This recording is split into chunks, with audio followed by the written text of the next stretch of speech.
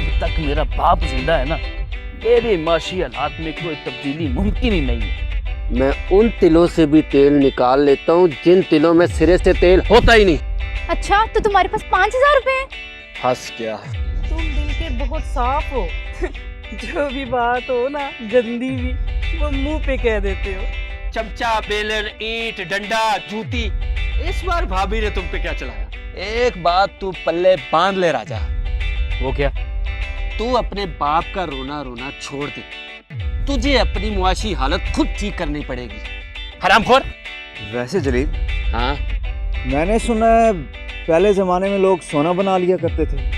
जलील, मैंने रसगुल्ले शाह को राजी कर लिया है। वो हमें एक सोना बनाने का नुस्खा, एक कीमिया देगा।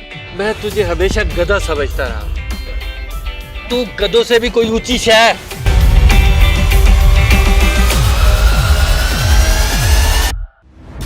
पापा जी जो दे सकते हैं ना, वो किसी डॉक्टर के बस की बात नहीं। जलील, तू भस्म हो जाएगा। मारे आस्तीन। तू शाम को तैयार रहना। सरमाए से सरमाया बनता है, लोहे से लोहा और सोने से सोना बनता है बच्चा। सुना तुमने?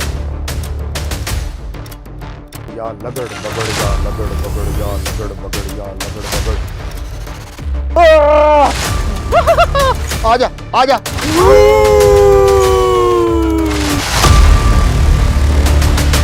जलील नाम है मेरा, और जलील को कोई जलील नहीं कर सकता।